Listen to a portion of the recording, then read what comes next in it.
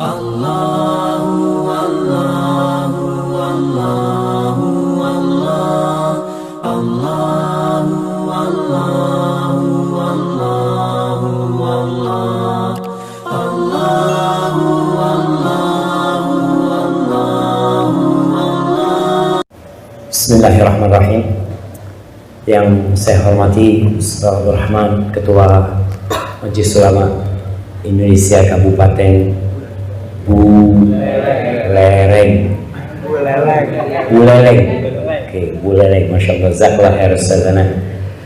Yang saya hormati para jamaah semua yang hadir di tempat ini, saya ucapkan Assalamualaikum warahmatullahi wabarakatuh.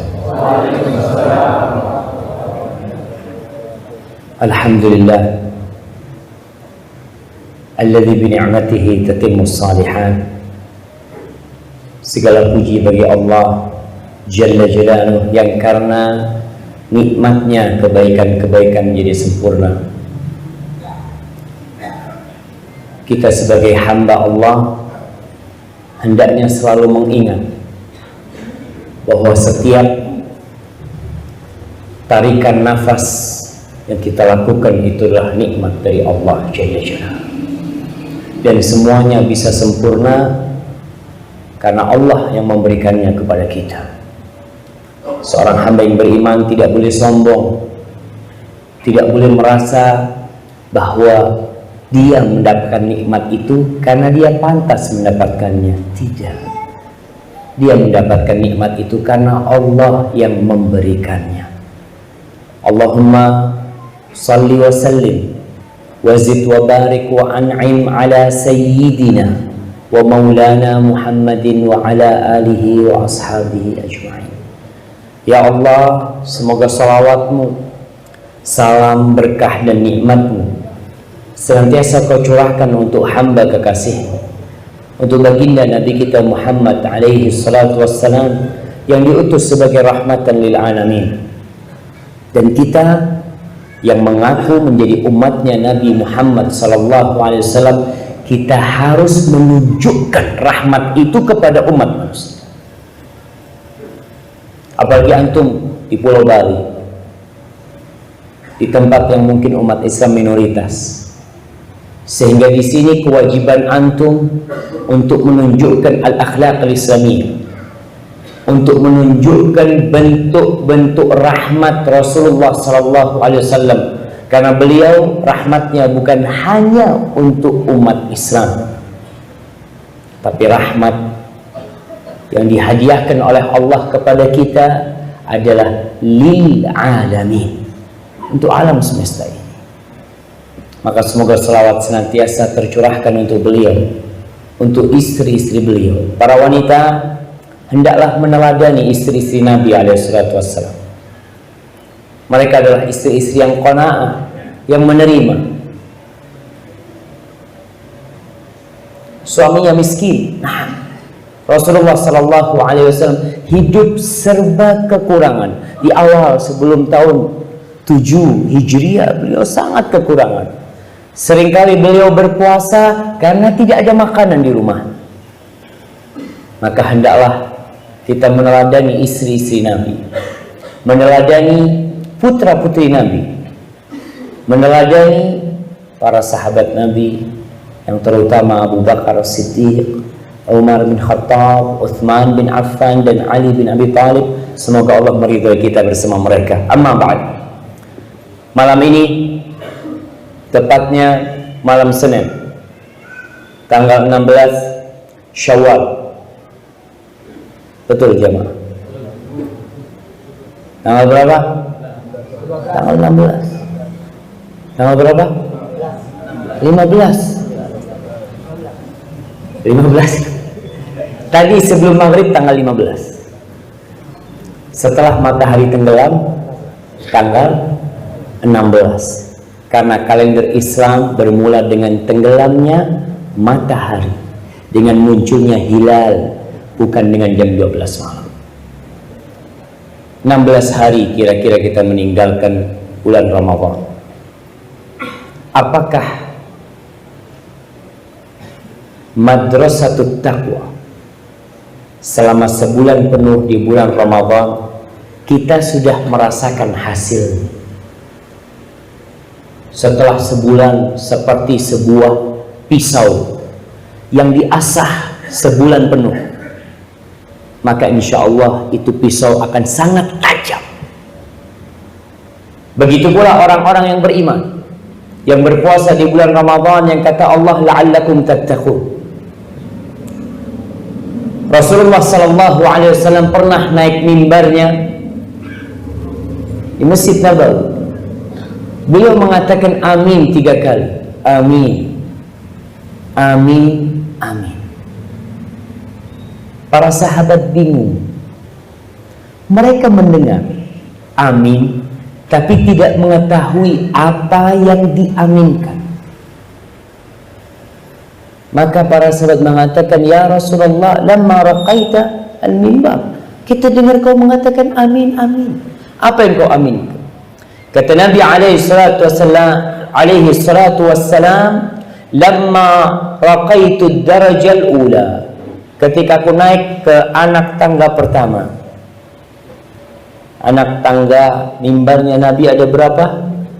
Ada 3. Ja'ani Jibril datang kepadaku, faqala syaqiyun abdun adraka Ramadan thumma salakha minhu falam yughfar lahu. Celaka, melarat, sengsara hidup seorang hamba yang dia merasakan bulan Ramadan. Antum tahu pahala Ramadan, jemaah? Allah. Antum ingat dengan kisahnya Talha bin Ubaidillah, yang dia mendapati 2 orang yang masuk Islam bersamaan, yang satu lebih semangat beribadah, yang satu biasa-biasa aja. Yang lebih semangat beribadah akhirnya berjihad di jalan Allah, meninggal dunia. Yang satu hidup setahun umurnya, tambah 1 tahun. Dia meninggal di atas ranjangnya, tidak meninggal di medan jihad. Talha bin Ubaidillah bermimpi dia di pintu surga bersama 2 orang itu. Tahu-tahu ada orang yang masuk, yang keluar dari surga, menyuruh masuk orang yang matinya terlambat 1 tahun, bukan yang mati syahid, suruh masuk. Talha heran. Lalu keluar lagi tuh dari dalam surga, memanggil orang yang mati syahid, lalu masuk. Dan terakhir dia keluar lagi mengatakan, amma anta, kalau kau belum, waktunya belum, kau pulang dulu. Bangun Talha bin Ubaidillah.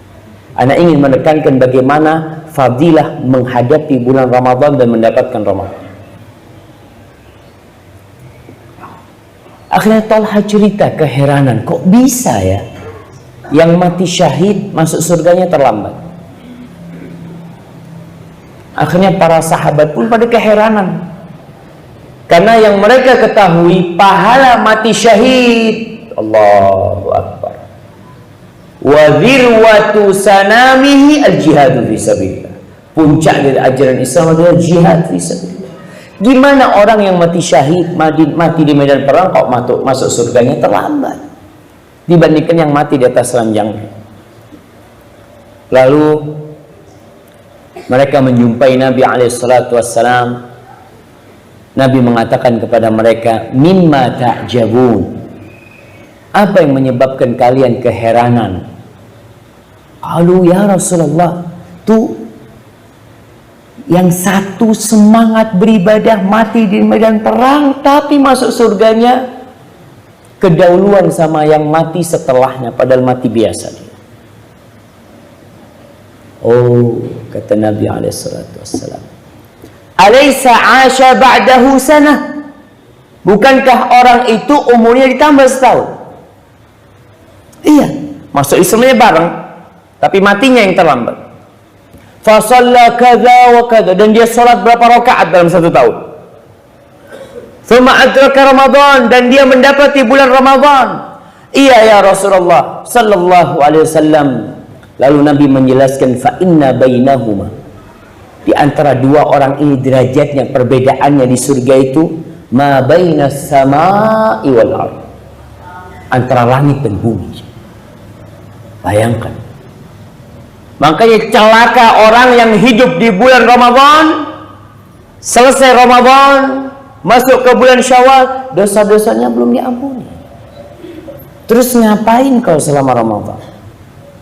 Padahal dari satu Ramadan ke Ramadan selanjutnya, pesan baginda Nabi Muhammad sallallahu alaihi wasallam, kafaratun lima bainahuma, sebagai penghapus dosa tuh. Tapi kenapa orang ini tidak diampuni dosanya? Nabi mengatakan amin. Lalu Jibril mengatakan syaqiyun abdun adraka walidayhi au ahadahuma falam yudkhilahul jannah. Celaka seorang hamba yang mendapati kedua orang tuanya masih hidup atau salah satu di antara keduanya, tapi ternyata dia tidak masuk surga. Jamaah, kalau ada tikus mati di lumbung padi, antum heran apa tidak heran? Tidak heran Ustaz kalau mati kekenyangan, tapi dia mati kelaparan. Ini sangat mengherankan. Dan seorang anak yang mendapati kedua orang tuanya masih hidup atau salah satu, lalu nggak masuk surga, ini celaka nih anaknya. Kenapa? Tiket masuk surga ada di depan dia, tinggal dia ambil, dia berangkat masuk surga. Tapi dia tinggal tuh tiket. Maka Nabi mengatakan amin, semoga celaka. Lalu yang ketiga, aminku yang ketiga, Jibril mengatakan syaqiyun abdun dzukirta indahu falam yusalli alaika. Celaka seorang hamba, celaka seorang hamba yang dirimu disebut di hadapan dia. Namamu, nama Nabi Muhammad SAW disebutkan di depan dia, lalu dia tidak berselawat kepadamu. Antum jamaah semuanya celaka kalau tidak berselawat kepada Nabi SAW. Nabi kita Muhammad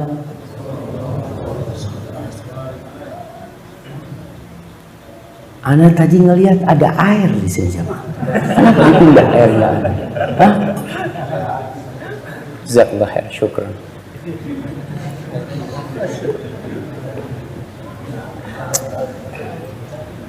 Alhamdulillah.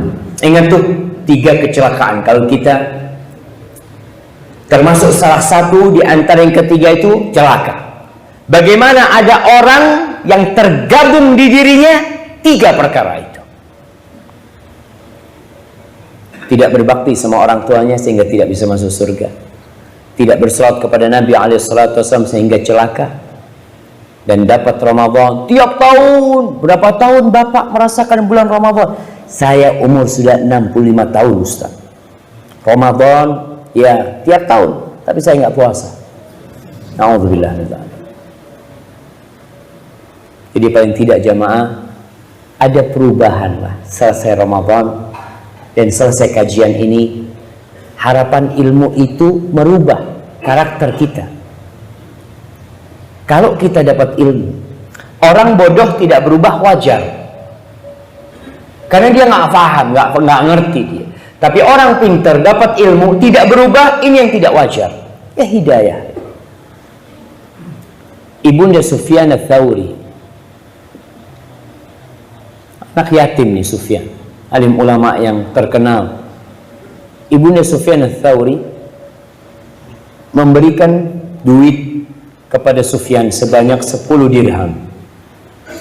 Khudh hadhihi 10 dirham. Kau ambil nih 10 dirham dan kau belajar dengan 10 dirham 10 hadis. Tiap hadis 1 dirham.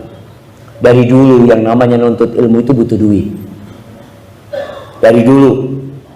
Bahkan Imam Syafi'i berpesan, lan tanalul ilma illa bisittatin. Kau tidak akan dapat ilmu kecuali dengan 6 perkara. Salah satunya bulughah.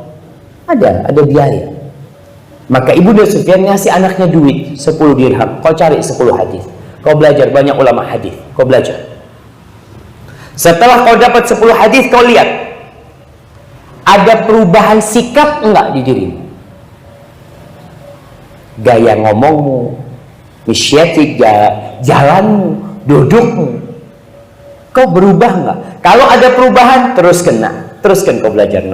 Insya Allah barokah ilmu yang kau dapat. Tapi kalau tidak ada perubahan, berhenti. Aku takut ilmu itu yakun wabalan alaih.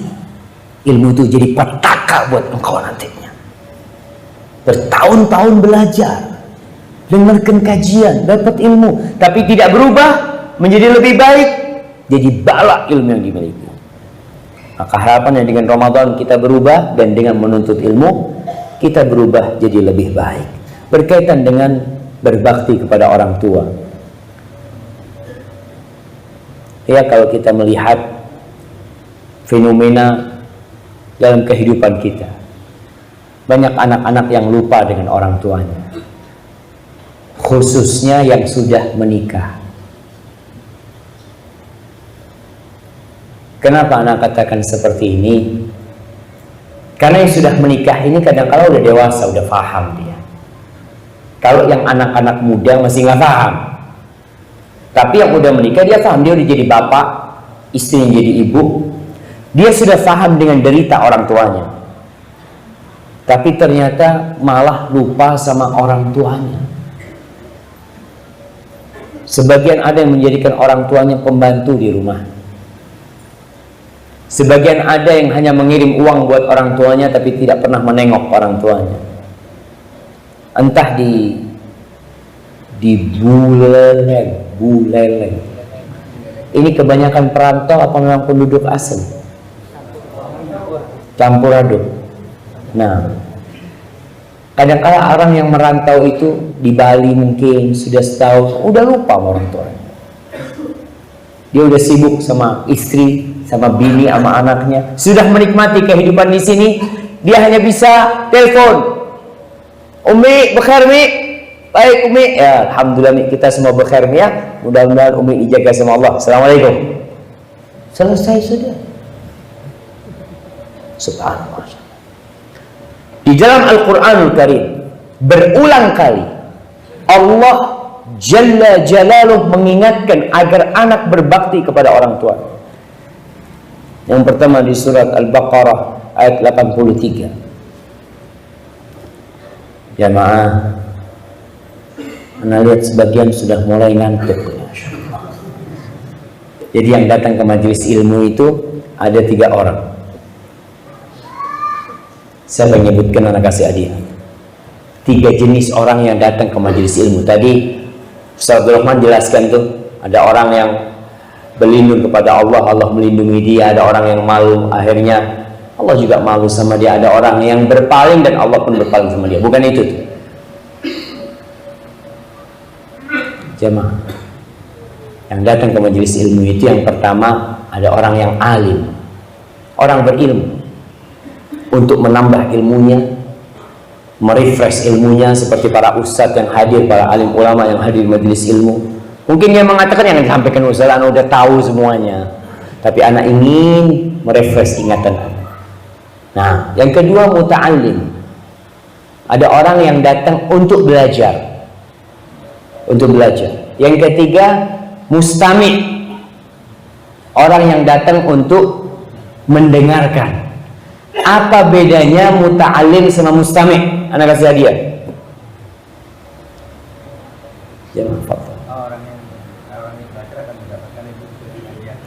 Kalau orang yang belajar akan mendapatkan ilmu sesuai dengan niatnya. Kalau orang yang mau dengarkan, nggak dapat apa-apa dia. Itu ya nggak apa-apa, anak kasih hadiah. Tapi bukan itu tadi. Nah, siapa yang mau jawab? Fadhal. Yang pertama, memang niatnya untuk belajar. Yang kedua, kebetulan datang. Bukan, dia datang memang. Mau dengarkan, dia memang datang. Nah, Fadhal. Kalau muta'alim mencatat, kalau mustami' bawa kuping. Itu bedanya jemaah. Kalau muta'alim ini memang dia bawa peralatan. Anak ini mau catat nih. Soalnya kalau enggak anak datang nanti masuk kiri, keluar kanan. Maka bedanya muta'alim sama mustami'. Kalau muta'alim bawa pulpen sama kertas, kalau mustami' bawa kuping. Alhamdulillah. Ya. Alhamdulillah semuanya dapat rahmat dari Allah SWT. Kata Ibnu Mas'ud, kun aliman au muta'alliman au mustami'an wala takunir rabi' fatahlal. Kau jangan jadi orang yang keempat. Karena ketika para ulama dulu ngajar, itu para penuntut ilmu bawa buku aja. Tapi ada orang-orang yang hanya membawa telinga. Biasanya kalau bawa telinga itu ya mulai bersandar. Kalau ceramahnya enak lanjut, kalau tidak bismillahirrahmanirrahim. Wah, ya mulai dia merem-merem. Tapi kalau muta'alim enggak, dia bawa, Anda memang mau belajar nih. Salah satu yang antum catat nih, surat Al-Baqarah ayat 83. Allah mengatakan wa id akhadna mitsaqa bani Israil la ta'buduna illallah wa bil walidaini ihsana. Ketika kita mengambil sebuah perjanjian atas Bani Israel, apa perjanjian itu? La ta'buduna illallah, kalian jangan beribadah kecuali kepada Allah. Tauhid. Jangan minta sama siapa-siapa, jangan memohon kepada siapa-siapa kecuali kepada Allah. Wabil walidaini ihsana.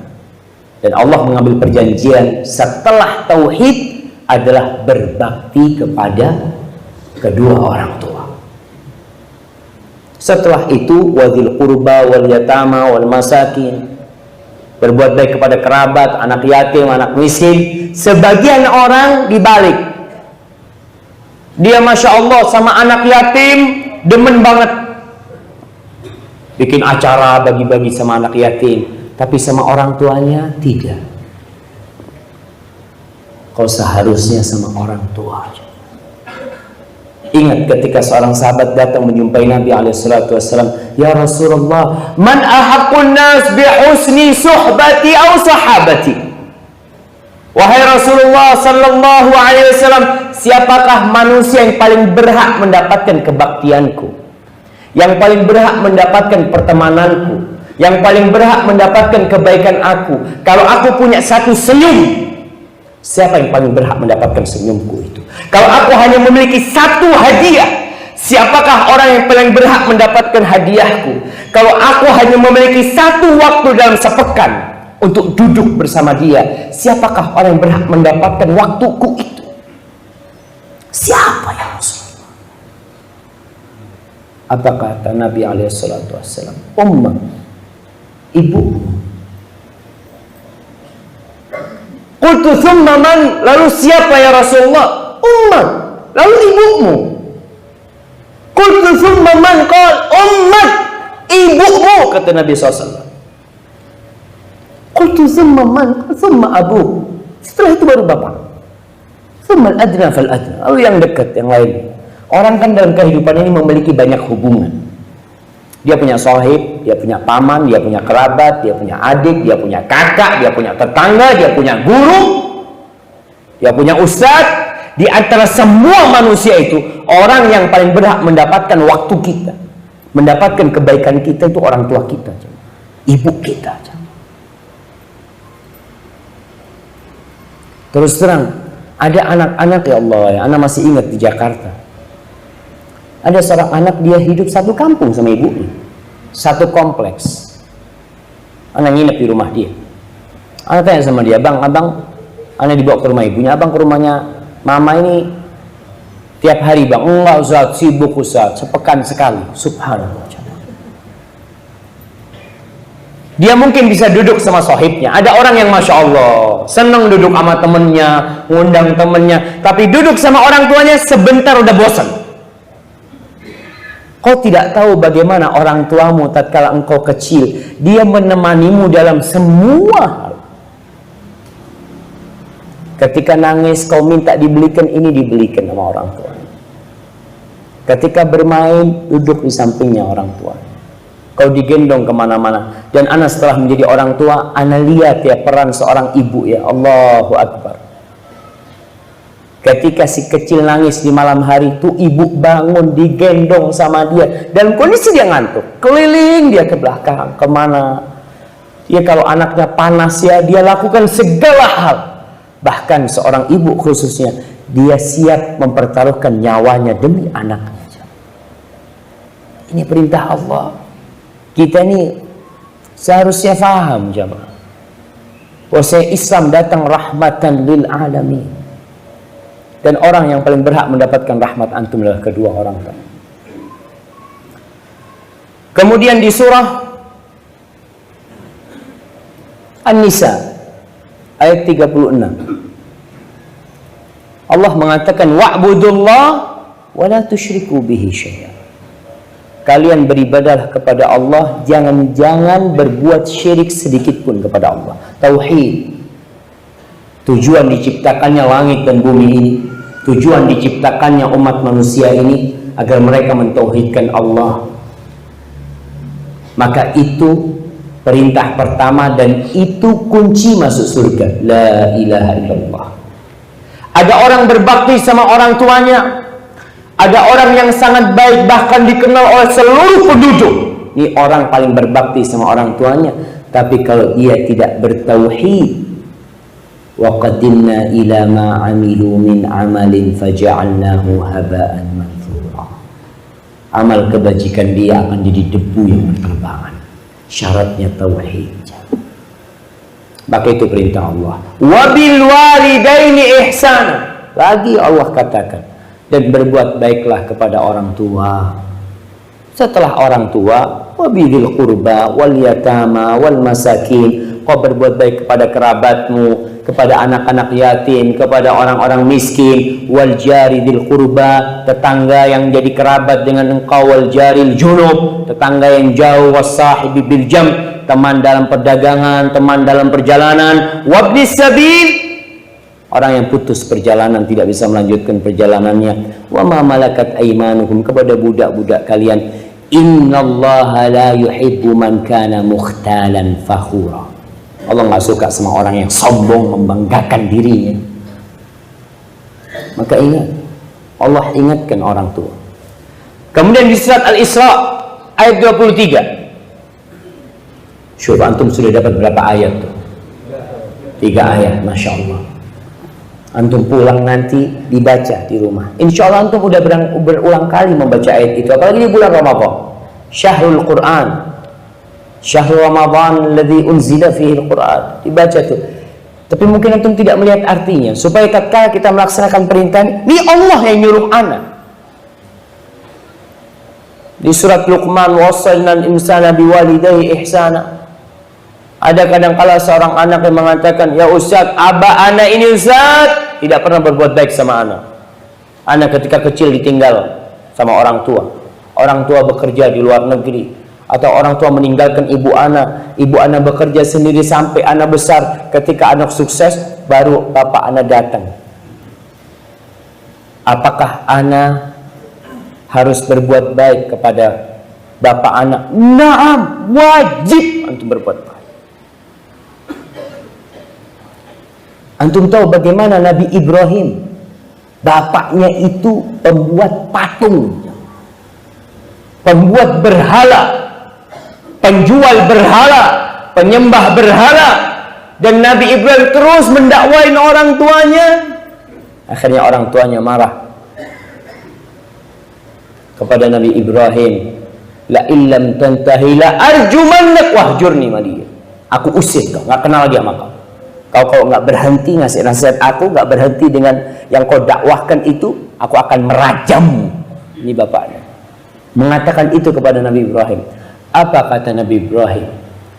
Qala salamun alaik sa'astaghfiru laka rabbi innahu kana bi hafiya. Semoga Allah menyelamatkan engkau wahai ayahanda. Tuh bapaknya seperti itu. Islam mengajarkan berbakti sama orang tua dalam semua kondisi.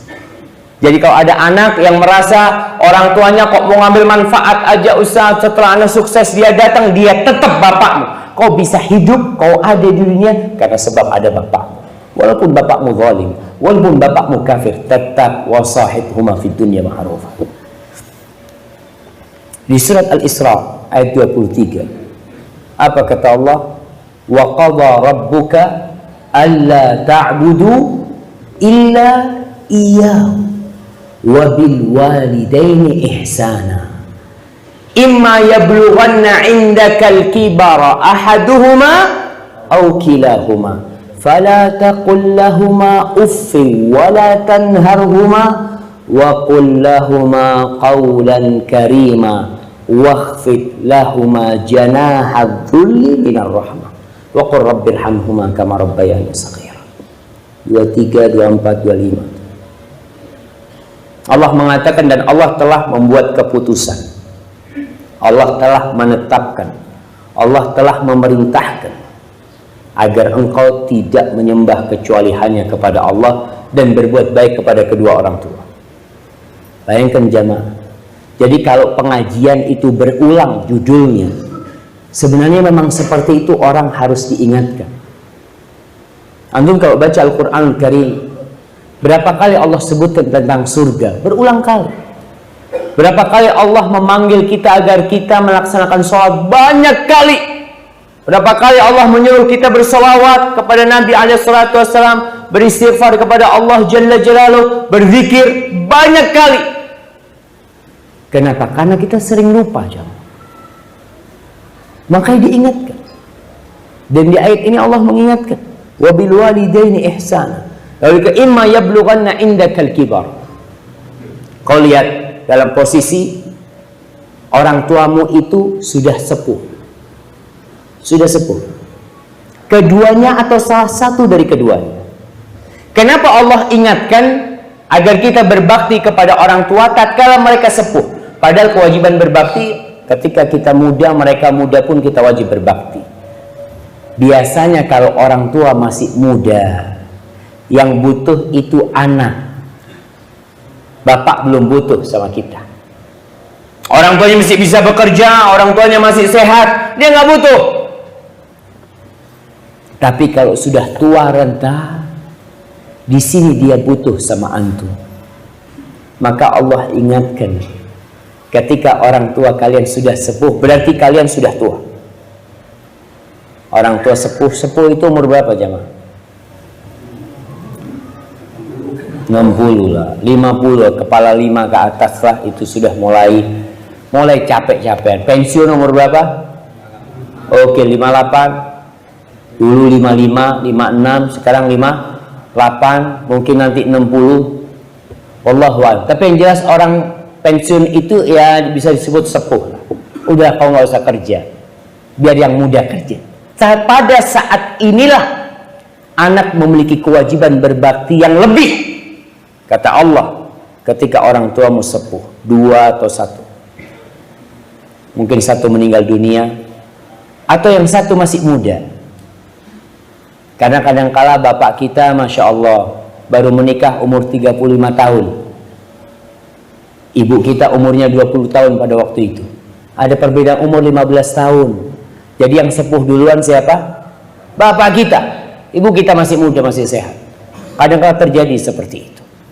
Tapi apa yang harus kau lakukan? Fala taqul lahumā uffin. Allah mulai dengan masalah lisan. Jangan pernah engkau mengatakan uff kepada bapak atau ibu.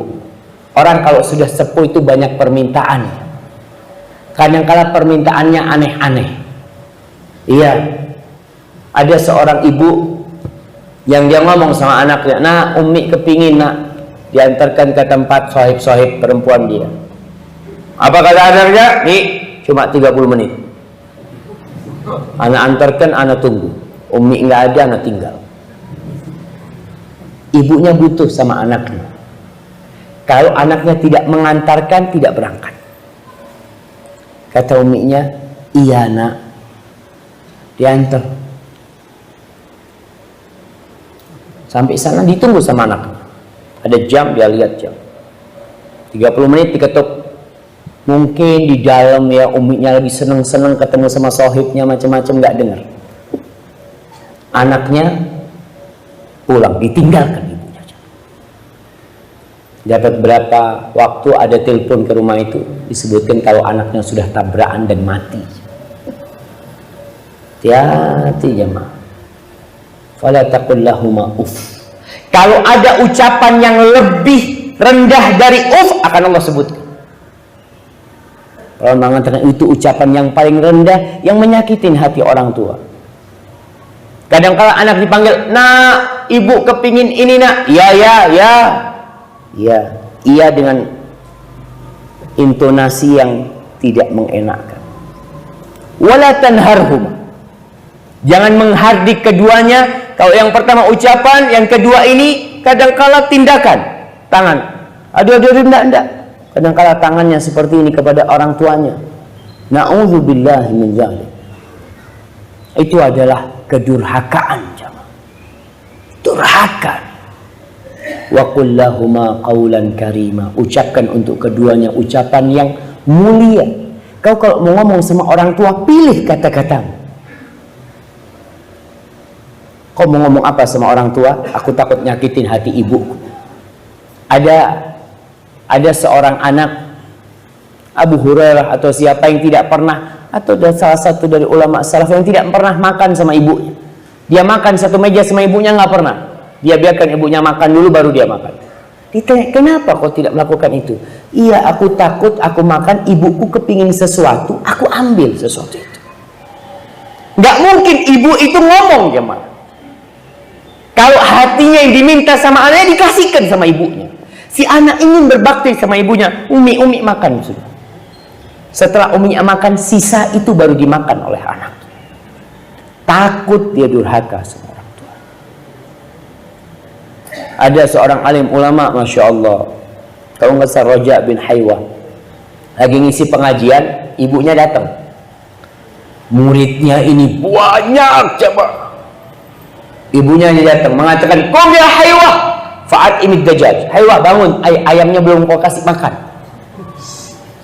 Bayangkan, kira-kira kalau ada seorang ustadz duduk di sini kemudian dipanggil ibunya, Syafiq, itu ayamnya belum kau kasih makan.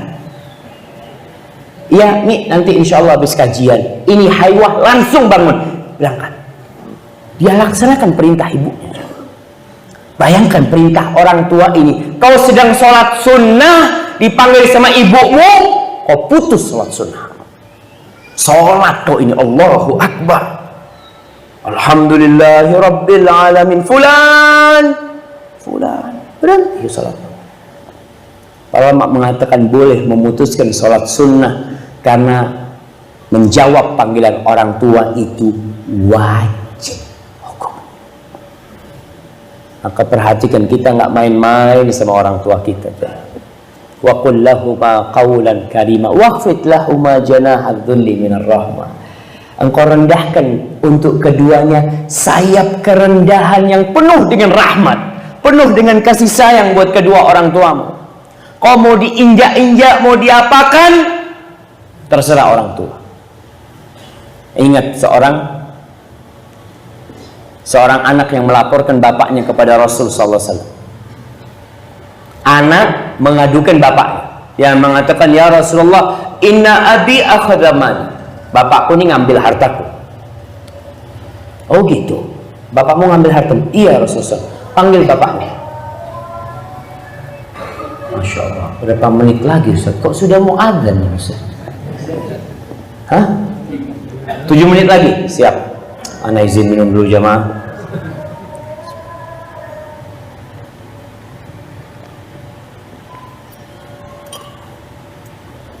Alhamdulillah. Panggil bapakmu ke sini. Dipanggil bapaknya. Tanya sama Rasul sallallahu alaihi wasallam, apa benar kau mengambil harta anakmu? Kata orang tuanya, iya ya Rasul. Aku ngambil harta dia. Apa nggak boleh aku ngambil harta dia? Aku yang membesarkan dia ya Rasulullah. Aku yang hidup susah untuk dia. Aku yang begadang malam agar dia tidur nyenyak. Ketika dia sakit, aku yang capek untuk dia. Apakah ketika dia besar, aku nggak boleh ngambil harta dia ya Rasulullah? Pemuda itu dipanggil sama Rasul sallallahu alaihi wasallam. Nabi mengatakan, anta wa maluka li abi. Kau tubuhmu semua bersama semua hartamu itu milik bapak. Nggak ada orang tua itu ngampung sama anaknya, itu tidak ada. Ingat nih anak-anak, ada seorang syekh yang didatangi oleh seorang pemuda. Dia mengatakan, Syekh, ana mau tanya, Syekh, kata dia. Iya, kau mau tanya apa? Syekh, gini Syekh, ini masalah keluarga, kata dia. Ibuku ini numpang sama aku, Syekh. Syekh mengatakan, tolong pertanyaanmu diulangi. Syekh, gini Syekh, ibu anda ini numpang sama anak. Tolong pertanyaanmu diulang lagi. Syekh, gini Syekh, ibuku ini numpang sama aku. Kata Syekh, tolong diulang lagi pertanyaanmu. Syekh, tolong saya dengerin dulu aku ngomong, Syekh. Enggak, pertanyaanmu salah, kata dia. Seharusnya kau katakan kau itu numpang sama ibu. Kata yang bertanya, ya kalau gitu sudah selesai. Kalau memang sang anak yang numpang sama orang tuanya, selesai urusannya. Dia ingin mengatakan, melaporkan ada keributan antara istri sama ibunya numpang, berarti ada pikiran gimana kalau ibunya dipindahkan. Kau yang seharusnya pindah. Kalau kau mau pindah, bukan ibumu yang dikeluarkan dari tempat itu. Ingat nih, kita kadang-kala salah mendudukkan orang tua kita. Anta wa maluka li abi. Kalau bapakmu datang, nah aku ambilnya motormu nak, fadl nak, abah. Itu motornya abah. Jangan sampai jamaah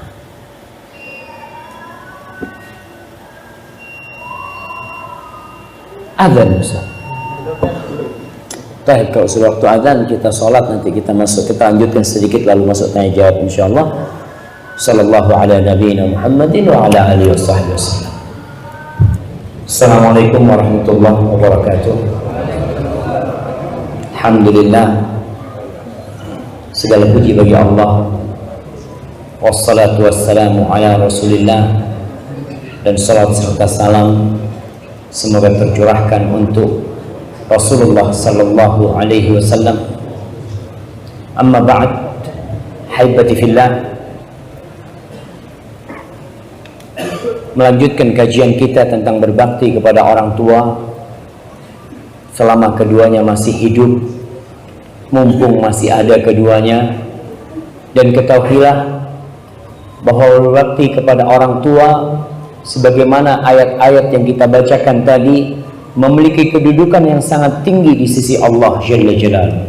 Bahkan menjadi kewajiban kedua setelah bertauhid, itu berbakti kepada orang tua.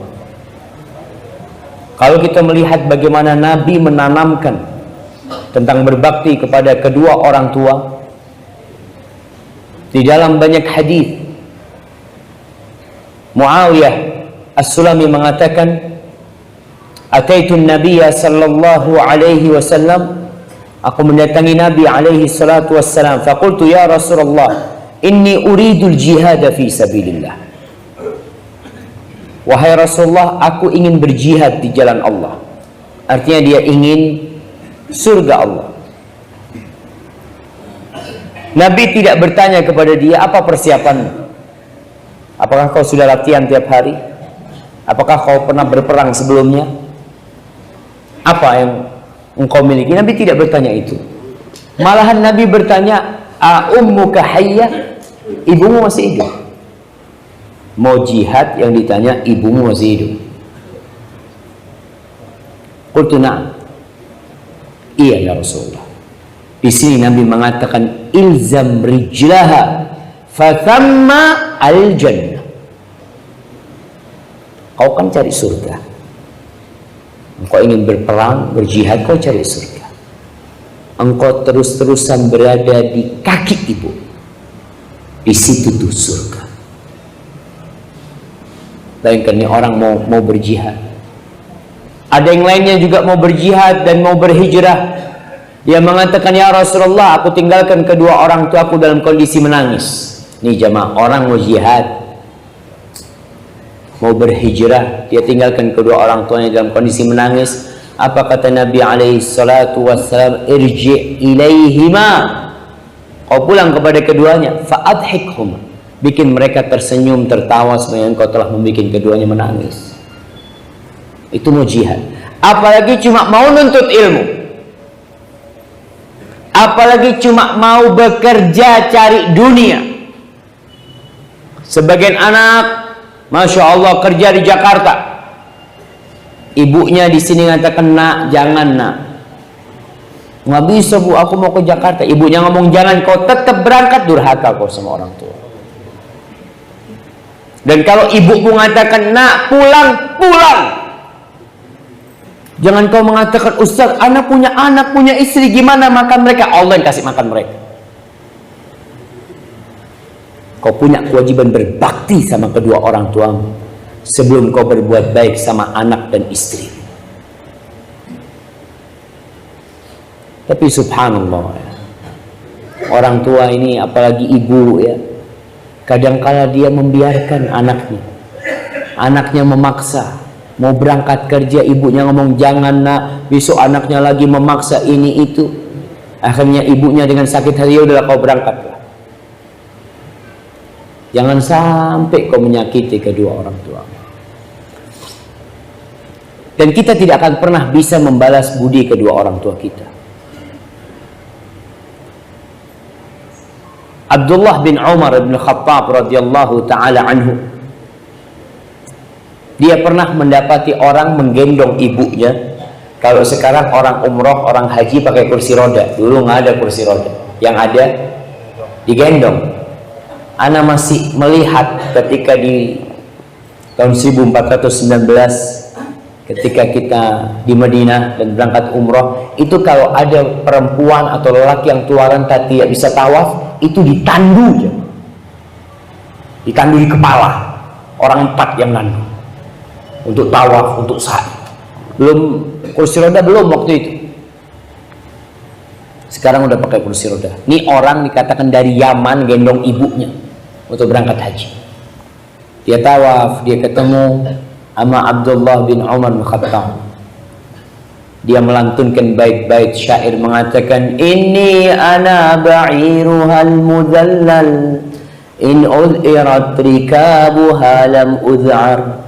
Lalu dia mengatakan kepada Abdullah bin Umar bin Khattab, aturani jazaituha, apakah menurutmu aku sudah membalas budi ibuku? Aku bawa dari Yaman, aku gendong, dan aku adalah kendaraan dia.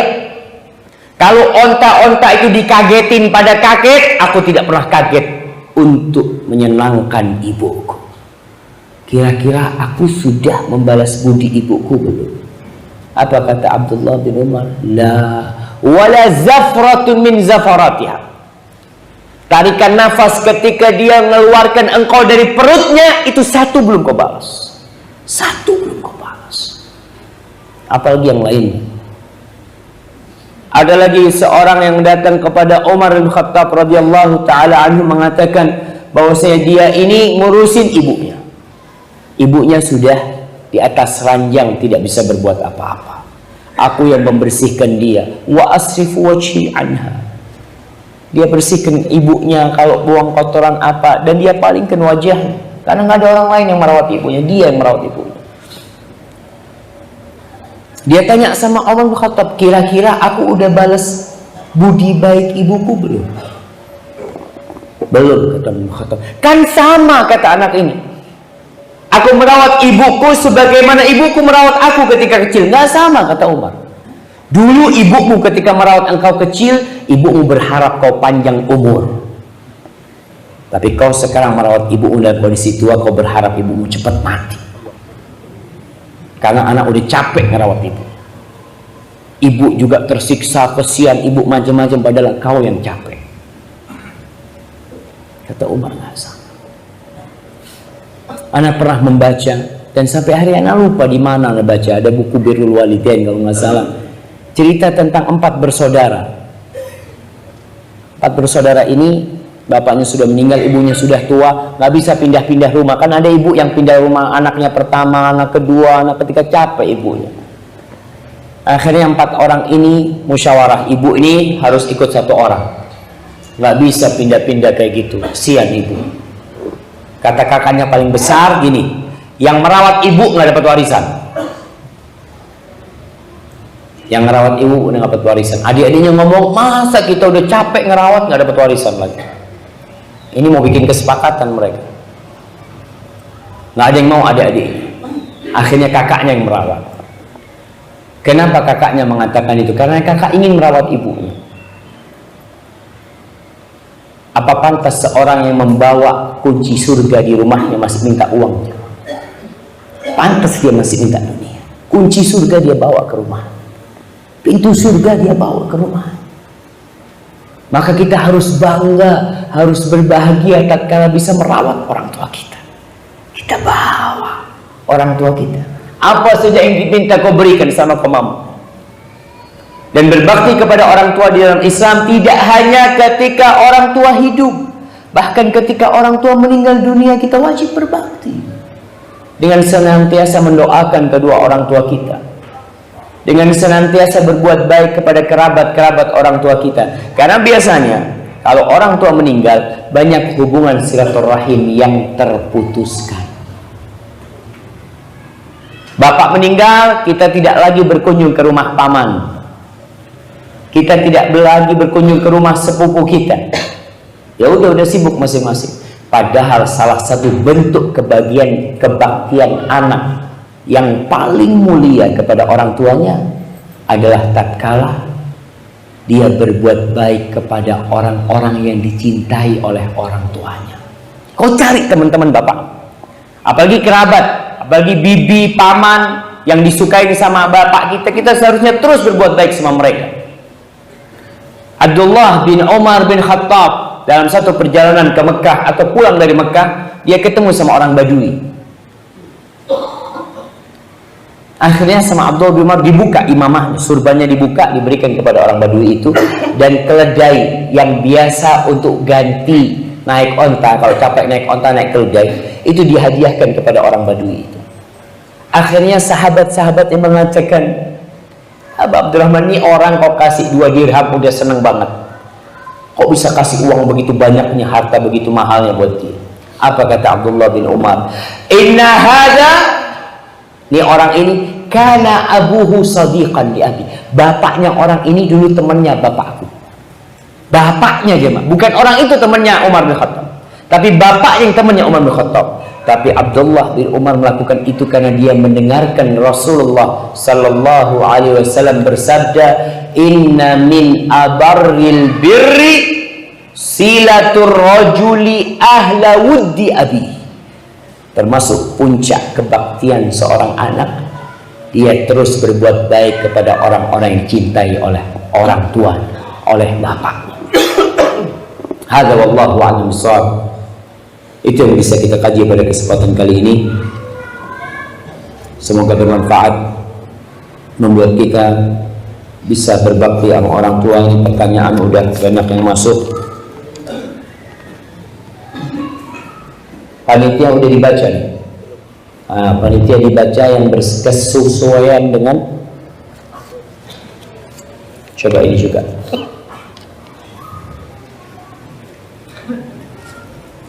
Ustaz, bagaimana caranya saya berbakti kepada orang tua yang ada di kampung halaman, sedangkan orang tua menyuruh saya merantau? Nah, ketika orang tua yang menyuruh, maka bentuk kebaktianmu kepada orang tua, kau merantau dan tidak berkhianat kepada orang tuamu. Apa tujuan orang tua menyuruhmu merantau? Agar paling tidak kau mendapatkan manfaat dari perantauan, baik berupa harta, berupa ilmu yang bermanfaat, amal soleh. Maka jangan sampai anak merantau dan berkhianat sama orang tuanya. Di sini dia tidur-tiduran, di sini dia tidak bekerja dengan baik, maka bekerjalah dengan baik. Ambillah manfaat dalam perantauanmu. Terus doakan kepada orang tuamu, kapan kau memiliki rezeki balik hanya untuk berjumpa dengan orang tuamu. Barakallahu fikum. Ustaz, apakah membantu orang tua dalam bentuk amal kepada orang tua disebut sebagai sedekah? Nah, di surat Al-Baqarah orang-orang bertanya, yas'alunaka madza yunfiqun, Mereka bertanya kepadamu tentang apa yang mereka infakkan dan kepada siapa mereka menginfakkan harta mereka. Apa kata Allah? Qul ma anfaqtum min khairin falil walidaini wal aqrabin. Katakan kepada mereka bahwa apa yang kalian infakkan dari harta kalian itu, maka yang paling berhak mendapatkannya siapa? Orang tua. Kedua orang tua, kerabat-kerabat kalian. Kau akan dapat dua pahala. Pahala sedekah itu sendiri, yang kedua pahala silaturahim. Dan ketika engkau beramal, berbuat baik kepada orang tua, tentunya itu lebih mulia daripada kau berbuat kepada orang lain. Makanya jangan merasa kalau ngasih orang tua nggak dapat pahala. Pahalanya lebih besar daripada kau ngasih orang lain. Hadza wallahu a'lam bissawab.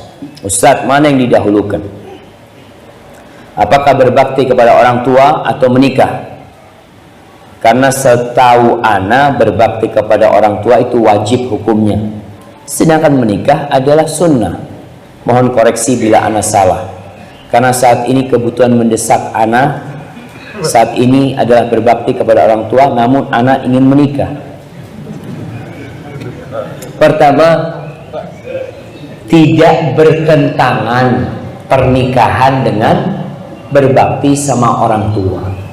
Maka ya antum harus belajar ketika menikah apa saja yang seharusnya antum lakukan menjadi seorang suami dan apa yang harus antum lakukan sebagai seorang anak. Cuma kalau antum mau menikah, ngomong sama orang tuanya. Ustaz udah ngomong sama orang tua tapi nggak dikasih sama orang tua. Yang kau terus memohon mendoakan orang tua, mengatakan ayah, ibu, anak kayaknya kalau nggak menikah takut berzina anak ibu. Mungkin orang tuanya mengatakan ya udah kau malam ini nikah sudah, bismillah. Ya karena anaknya udah takut berzina orang tua. Maka dengan cara yang baik. Ingat, iya kalau dikatakan berbakti sama orang tua wajib, menikah sunnah, nah. Tapi kadang-kala menikah itu jatuh wajib. Ketika engkau tidak menikah, kau melakukan dosa. Maka perlu perhatian di sini agar kita tidak menganggap kedua perbuatan itu bertentangan. Tidak, dua-duanya amal kebajikan. An-nikahu sunnati, kata Nabi alaihi salatu wassalam. Kau menikah dan kau terus berbuat baik kepada orang tua. Makanya kalau menikah, cari istri yang solehah, yang bisa membantumu berbakti sama orang tua. Kayak Rasulullah SAW mengatakan tentang 4 harta, ya tiga. Ada 3 harta yang seharusnya kita buru dalam kehidupan ini. Harta yang paling mulia, anak kasih hadiah. Antum udah jawab tadi, yang belum jawab. Nah, fadhal. 3 harta yang paling mulia. Ini untuk akhwat. Nggak apa-apa, masih ada hadiah. Yang pertama,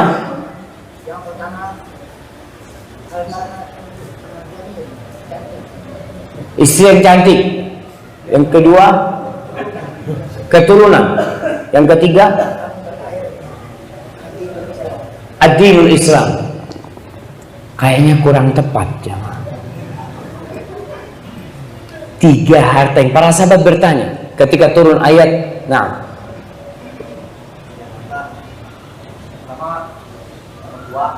pertama orang tua, mertua, wanita solehah. Yang ketiga, nggak tahu. Lisan yang selalu berzikir. Nah, ini dengarkan. Lisan yang selalu berzikir. Istri solehah yang bisa membangunkan untuk mengajak kebaikan kepada suami. Istri yang senantiasa mengajak kepada kebaikan. Yang ketiga, berbakti kepada orang tua. Berbakti sama orang tua. Hati yang bersyukur. Udah dibantuin, antum nggak apa-apa, hati yang bersyukur, dah apa-apa. Nah, ini kata Nabi SAW ketika turun firman Allah, alladzina yaknizuna innalladzina yaknizuna adh-dhahaba wal fiddata wa la yunfiqunaha fi sabilillah fabashshirhum bi'adzabin alim yauma yuhma 'alaiha fi nari jahannam, sampai akhir ayat itu. Para sahabat takut mengumpulkan harta. Ternyata harta yang ditumpuk, yang ditimbun akan menjadi setrika buat pemiliknya pada hari kiamat. Maka mereka bertanya, ya Rasulullah, lau alimna afdal amwal fanattakhidhu.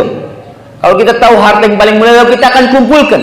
Kata Nabi sallallahu alaihi wasallam, afdaluhu lisanun dzakir wa qalbun syakir wa zaujatun mu'minatun tu'inuhu ala imanihi wa fi riwayatin wa zaujatun mu'minatun tu'inuhu ala amril akhirah. Itu 3.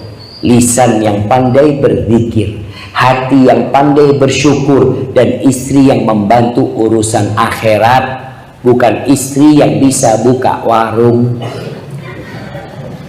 Nah, cari anak, cari istri yang bisa dapat fulus, Ustaz. 3 itu aja. Makanya kalau kau mau menikah, ya cari istri yang soleh, yang membantumu berbakti sama orang tua.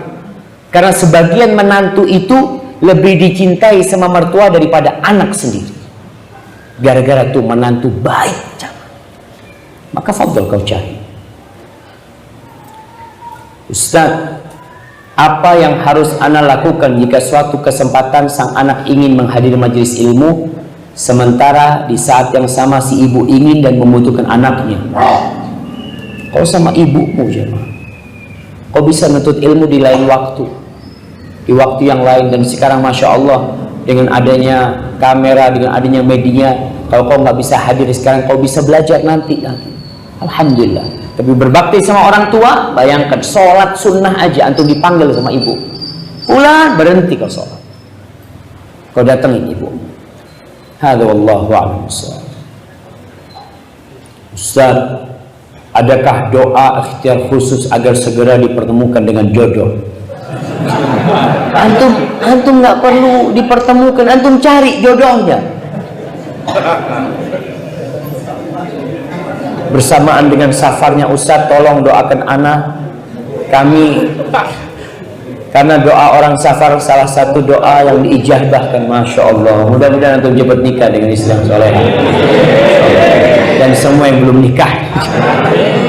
Barakallahu fikum. Insyaallah tuh doanya diaminkan sama semua. Terus gimana kalau yang sudah punya istri mengaminkan juga, Ustaz? Masya Allah, berarti tambah nih. Masya Allah, hati-hati antum. Nah, barakallah. Ustaz, ana mau tanya, afan sebelumnya pertanyaan di luar tema. Gimana kok lolos? Bagaimana caranya mendapatkan kekayaan? Ya, dengan taat pada agama. Sedangkan zaman sekarang banyak pekerjaan yang cuek pada sholat. Dan apa saja amalan yang harus diistiqomahkan untuk mencari rezeki yang barokah dan bisa membuat kaya? Jamaah, kekayaan itu nggak apa-apa. Nabi SAW mengatakan la ba'sa bil ghina liman ittaqa. Kekayaan itu nggak apa-apa buat orang yang bertakwa. Orang kaya nggak bertakwa, duitnya buat apa? Buat berzina, duitnya buat minum-minuman, duitnya buat melakukan kemaksiatan. Kalau kekayaan tidak dengan ketakwaan, makanya ngelabak sabil ghina liman ittaqa. Lalu Nabi mengatakan walakinna sihhata khairun minal ghina liman ittaqa.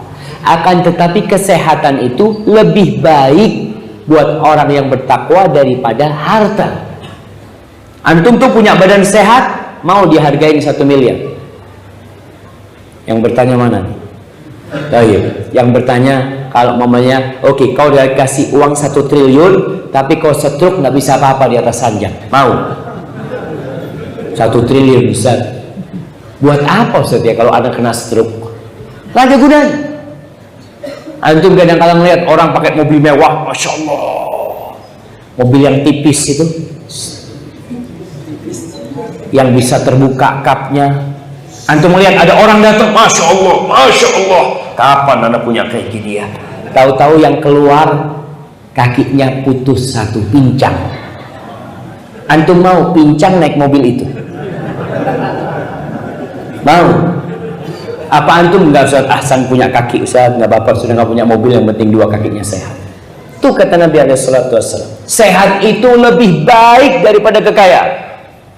Antum meminta kekayaan, boleh, tafadhal. Bahkan Nabi mengajarkan kita tiap pagi berdoa mengatakan Allahumma inni as'aluka ilman nafi'an wa rizqan thayyiban wa amalan mutaqabbalah. Itu dawamkan tuh amalan itu. Ya pagi sebelum matahari terbit kau baca, Allahumma inni as'aluka ilman nafi'an, ilmu yang bermanfaat ya Allah. Tuh, takut kau dikasih rezeki tapi nggak punya ilmu, jadi mudarat. Wa rizqan thayyiban, minta rezeki yang thayyib, yang halal, dan minta amalan yang diterima. Nabi juga mengajarkan doa, Allahumma inni as'alukal huda wat tuqa wal afafa wal ghina. Ya Allah, aku minta kepadamu petunjuk. Masya Allah, jemaah udah cukup jemaah. Ana udah mulai goyang nih jemaah. Nah, minta huda wat tuqa wal afafa wal ghina, dan minta kekayaan. Tafadhal.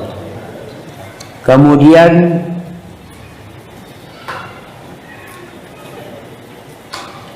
apa yang dimaksud dengan masuk surga? Kayaknya dia pertanyaannya dua jemaah, jadi satu aja yang Anda baca.